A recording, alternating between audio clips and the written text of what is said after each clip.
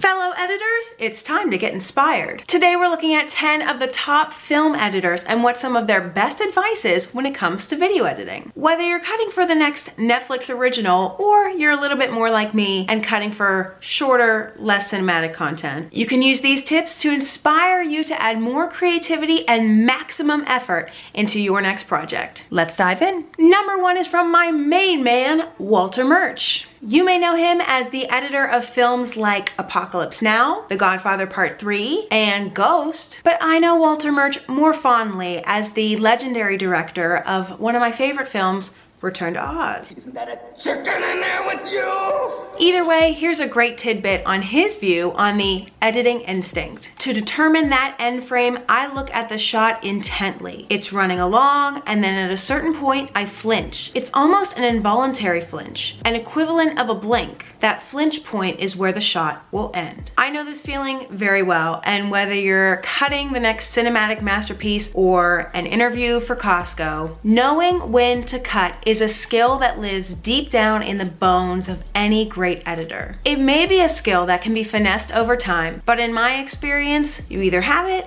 or you don't. Number 2 comes from the master editor, Thelma Schoonmaker, most famous for editing the delightful work of Martin Scorsese. There are a lot of wise words from Thelma, but here's one of them. There's a great deal of mystery in film editing, and that's because you're not supposed to see a lot of it. You're supposed to feel that a film has pace and rhythm and drama, but you're not necessarily supposed to be worried about how that was accomplished.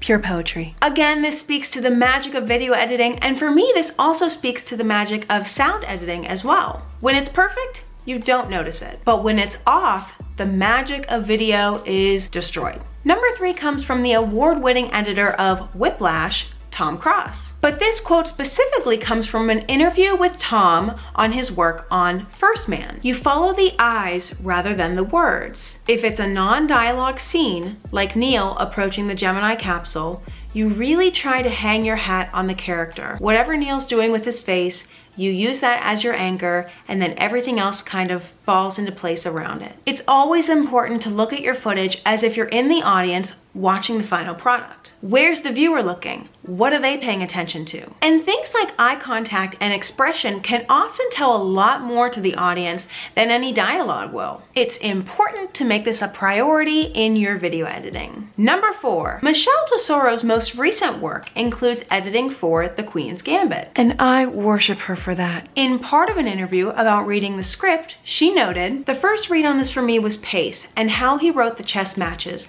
and what the main point is we were trying to get across for each of these matches, because they all have some subtext that's more important than the actual game." Reading the script is actually really important for the editors. It helps you focus on what messages need to be portrayed and how the scene should be paced. Especially if you're editing a narrative, always keep the end message in mind. Because you've read the script, you know how the character development is going to play out. So keep that in mind when you're in the editing process. Number 5 comes from the famous editor of Jurassic Park, Michael Kahn. And it's all about choosing the appropriate speed from the scene you're working on. While editing Jurassic Park, Kahn would deliberately make scenes have a slower pace. For example, the scene when the T-Rex attacks the car. I didn't want it to be like an MTV kind of thing. We wanted it to make it go slow, make it real. This is a great lesson to look at the context of your scene and consider the emotional power that you're dealing with. How you use that power to cut each scene may affect the speed pretty greatly. Number 6.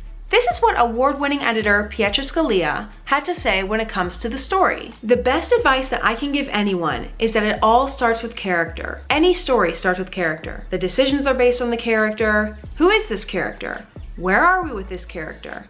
What reinforces character?" This couldn't be more true. It all comes down to character, and as an editor, it's very important for you to understand the characters, what they want, how they act, what they need to learn, and how you can best use your skills to carry the character through the plot. Quote number 7, the legendary editor Anne V. Coates, known for films ranging all the way from The Elephant Man all the way to 50 Shades of Grey, had this to say about working with David Lean on the masterpiece Lawrence of Arabia. We timed that shot several times to see how long we could hold it before the sun came up. It always seemed like we held it a bit too long, but once the music was on there, it seemed perfect. David taught me a lot about holding on to shots. He was much braver than I was in those days, I would say. I would say, "It's really too long, David." "Nonsense," he would say. "It's perfect." When you got the music on, he was quite right. A big takeaway here is that there's a good bit of bravery that comes along with any edit. Sometimes you just need to trust your gut, or in this case, the director's gut, to create something that's really gonna stand out from the crowd. Number 8, the Oscar-nominated editor behind I, Tonya,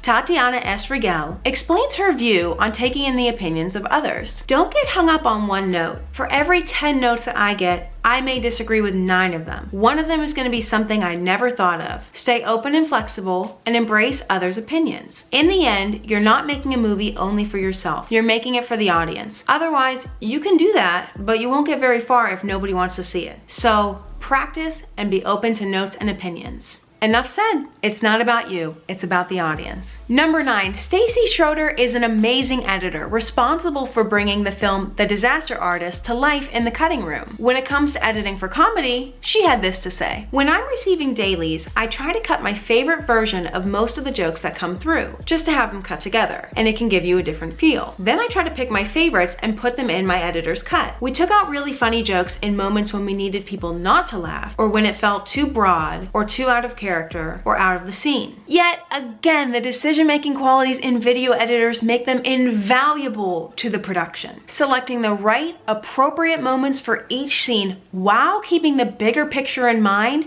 can make or break any film. And with quote number 10, we're taking a little left turn and learning from Bradley Olsen. And he has some words of wisdom for the Hollywood editing industry. Avid doesn't make that much money from Media Composer. I don't know if that's a secret or not. They make money from support, but they've been on a lifeline for a long time. And in fact, I think if it wasn't for Final Cut 10 coming out in 2011, if Final Cut 8 had come out with a 64-bit support and was more like what we know Premiere to be, I think it's very likely that Hollywood would have switched over to that. So that's what it comes down to.